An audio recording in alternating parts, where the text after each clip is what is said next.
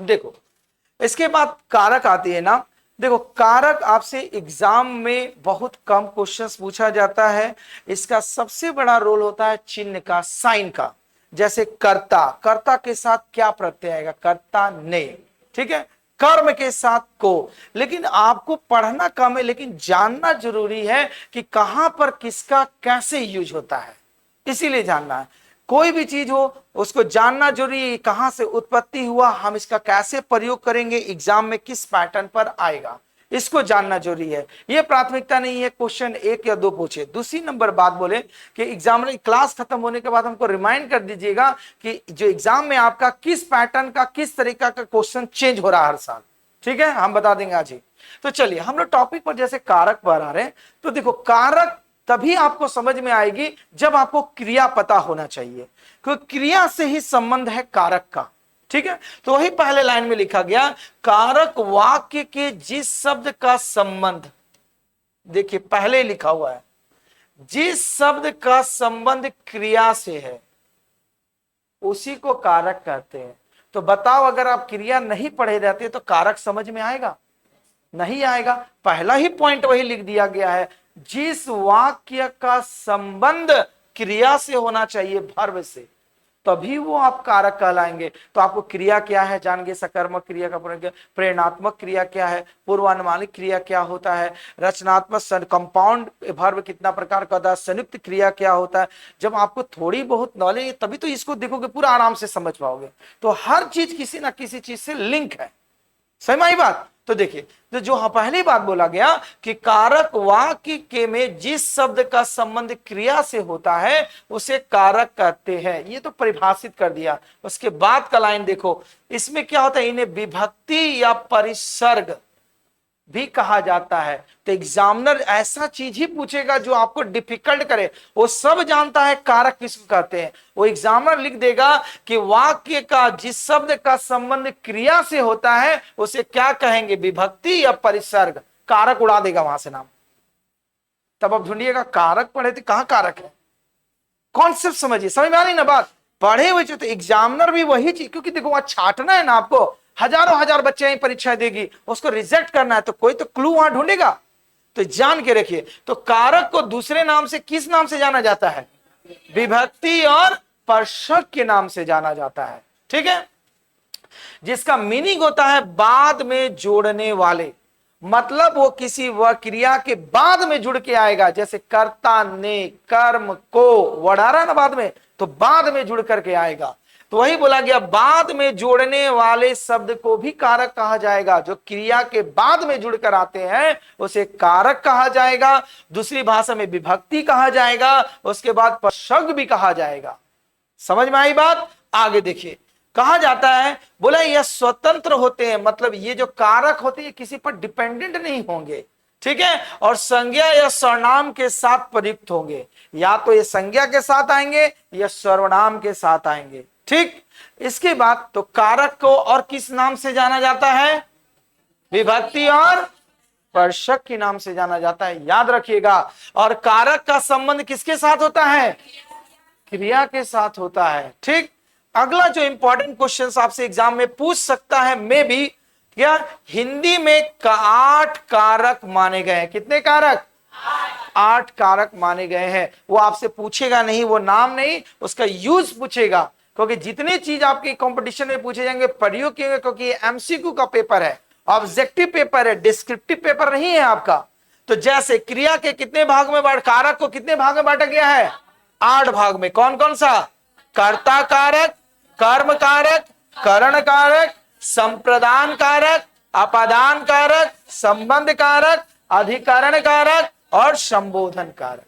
ये 8 प्रकार के कारक हो गए। तो आपसे जान गए कि क्या है, घर में याद कर लीजिएगा। इसका ट्रिक्स भी सिखा देंगे कैसे याद किया जाता है। तो आपको पता चल गया कि कारक के कितने भेद होते हैं? 8। आइए देखिए, लिखने का चक्कर में सब उल्टा पुल्टा, कोई दिक्कत नहीं है, हम लिंक कर देंगे सबको।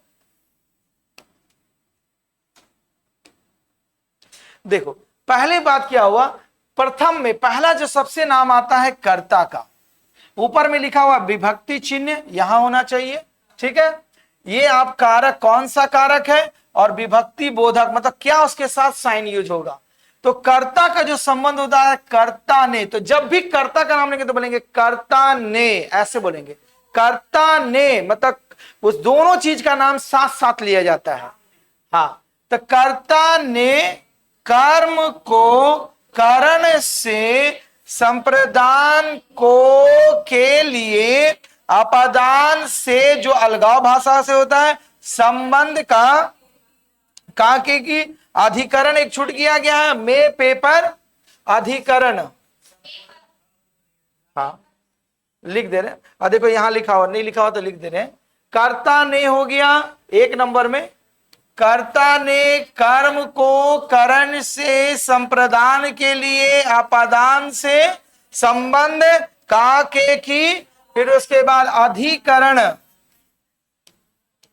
अधिकरण में होगा में पर, और लास्ट में होगा संबोधन, हे हो अरे, जो होता है ना प्रश्नवाचक चीज है, जैसे हम लोग बोलते हैं ना, बोलते हैं हे कहां जा रहे हो, ठीक है, अरे कहां जा रहे हैं, तो उसके बाद संबोधक वाचक प्रश्न लगता है, तो उसी को बोलते हैं हम लोग संबोधन कारक। ठीक है, तो कैसे पढ़ेंगे बोले तो, कर्ता ने कर्म को करण से संप्रदान के लिए आपादान से अधिकरण में पर, और संबोधन हे हो अरे। ठीक है, संबंध का के की। ठीक है, तो इतनी तरह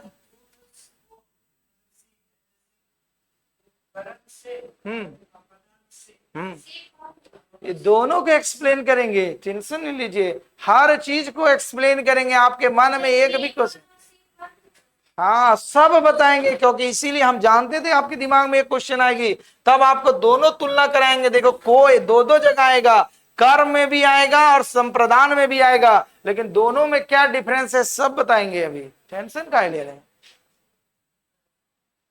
पहला नाम आता है कर्ता कारक, तो कर्ता किसका विभक्ति क्या है, कर्ता ने,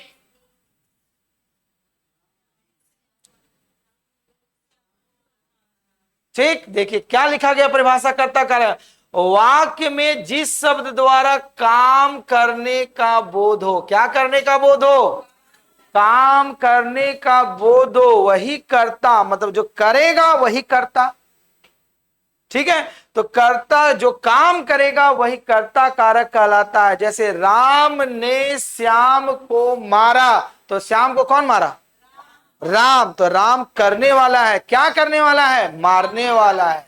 ठीक है, ये काम है पिटाई करने वाला, तो बोला गया इसी वाक्य में राम क्या है आपका, कर्ता है, और मारना क्या है, क्रिया है, तो वही बोला गया मारा, क्रिया करने वाला राम ही है, इसीलिए यहां कौन सा प्रसंग यूज कर रहा है, सीन का, ने, राम ने श्याम को मारा, राम ने, तो ने आपका कौन सा कारक को बोधित कर रहा, कर्ता कारक। ठीक है, इसके बाद बोला गया ने का प्रयोग केवल संज्ञा और सर्वनाम के बाद ही होता है, विशेषण क्रिया के बाद नहीं। ने शब्द का जो प्रयोग होगा किसके बाद होगा, संज्ञा और सर्वनाम के बाद। जैसे राम ने, लड़कों ने, मैंने, मैं क्या है सर्वनाम है ना, मैंने, आप क्या है सर्वनाम, तो आपने, उसने इत्यादि। तो जो ने शब्द मतलब कर्ता कारक का प्रयोग किसके साथ होता है, संज्ञा और सर्वनाम के साथ, कोई दिक्कत नहीं। कर्म कारक मतलब कर्म की प्रधानता, तो वाक्य में क्रिया का प्रभाव, जिसका इफेक्ट क्रिया पर का जिस पर पड़ेगा, प्रभाव या फल जिस शब्द पर पड़ता है उसे हम लोग कहते हैं कर्म कारक। जिस काम का प्रभाव जिस पर पड़ेगा उसी को कहा जाता है कर्म कारक। ठीक है, और कर्ता में करने वाला होता है और कर्म में जिस पर प्रभाव पड़ता है, तो कर्ता ने, इसीलिए बोला गया कर्म को, लिखा हुआ है, तो बोला गया है क्या आपका, राम ने रावण को, इफेक्ट किसका ऊपर पड़ रहा, रावण के ऊपर, क्या इफेक्ट पड़ रहा, मारने का। तो यहां पर वही लिखा गया है, यहां कर्म कौन है, कर्ता राम है, और उसको मारने वाला पर फल किसके ऊपर पड़ रहा? तो रावण यहां क्या है? कर्म है।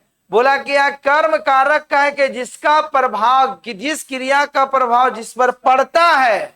तो यहां राम जो मार रहे रावण को, तो रावण पर प्रभाव पड़ रहा मरने का, तो रावण यहां होगा कर्म।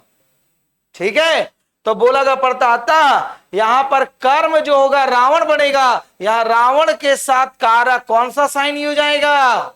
को। इसीलिए कर्ता ने कर्म को, रावण के बगल में यूज हुआ, कर्ता के साथ नहीं यूज हुआ।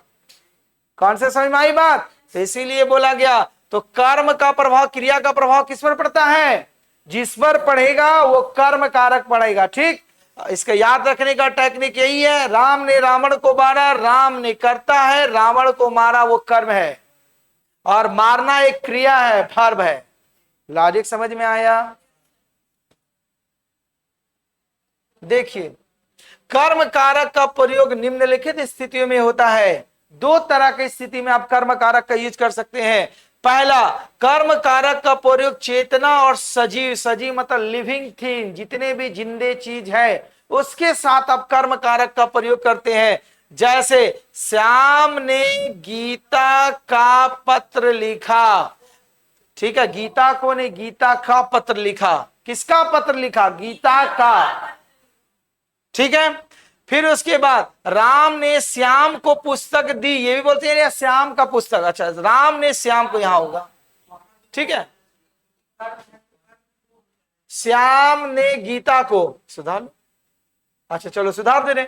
देखो, श्याम ने गीता को पत्र लिखा, तो यहां पर कौन है? कर्म कौन है? और श्याम क्या है? कर्ता। तो देखो, जो कर्म को मतलब गीता को पत्र लिखा, फिर उसके बाद राम ने श्याम को पुस्तक दी। किसको पुस्तक दी? श्याम को। फिर उसके बाद पिता ने पुत्र को, पुत्र क्या है यहां पर? कर्म है, तो पिता ने पुत्र को बुलवाया। फिर गुरु ने शिष्य को, शिष्य यहां पर क्या है? कर्म है। कर्ता कौन है? गुरु है। तो शिष्य ने गुरु को शिक्षा दी। ये हुआ आपका लिविंग थिंग के साथ जिसमें जीवित होगा। और उसके बाद अचेत और निर्जीव कर्म के साथ को का प्रयोग नहीं होता है। जैसे उसने खाना खाया, यहां यूज हुआ? कुछ नहीं हुआ। सीता घर गई, यूज हुआ? नहीं हुआ। गोपाल ने फिल्म देखा, कोई यूज नहीं हुआ। हाँ, गोपाल ने फिल्म देखी। ठीक है, फूल मत तोड़ो। अच्छा, गोपाल ने फिल्म देखा। हाँ, गोपाल के लिए यूज हो रहा है ना। ठीक है, फूल मत तोड़ो। तो देखो, ये सभी निर्जीव तत्व थे, इसीलिए उनके साथ को का प्रयोग नहीं होता है। एग्जामिनर पूछेगा, अगर पूछ दे कि कर्म कारक में को का प्रयोग कहां नहीं होता है, तब बोलेगा निर्जीव तत्व के साथ और सजीव तत्व के साथ को का प्रयोग होता है। इतनी डिटेल में आपका इस एग्जाम में नहीं पूछेगा, बट कोड याद रखिएगा, कर्म का जो कोड है वो को है। ठीक है, तो कर्ता ने कर्म को, हाँ बोलो, कहा है? जब वो नहीं दिखेगा तभी ना दिमाग अप्लाई करेगी। कुछ यहाँ सर बोले थे, क्या बोले थे लिखना चाहिए। थोड़ा थोड़ा हम भी दिमाग लगाते हैं ना, नहीं तो वही हाल होगा। अंधा में काना राजा। छाप दो, गलती हो तो छाप दो, सही है छाप दो, जो समझेगा लिखे वो समझेगा।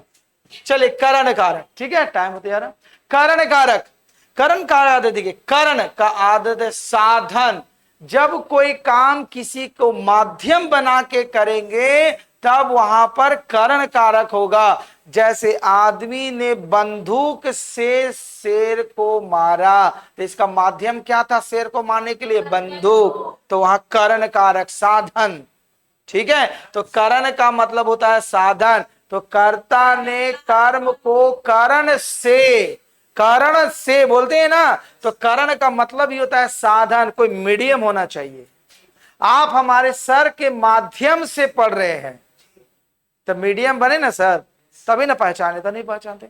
तो कारण कारक थे हमारे लिए, ठीक है, कारण, ठीक है। तो कारण कारक मतलब समझे, कर्म करता, कर्ता ने कर्म को करण से, तो इसीलिए जहां करण होगा साधन, तो वही लिखा गया है संज्ञा का वह रूप जिस किसी क्रिया के साधन का बोध बताएगा। जिस किसी क्रिया का साधन मतलब उसके साधन के बिना, माध्यम के बिना कार्य नहीं हो पाएगा, उसे करण कारक कहते हैं। जैसे शिकारी ने शेर को बंदूक से मारा, तीन तरह का यूज हुआ।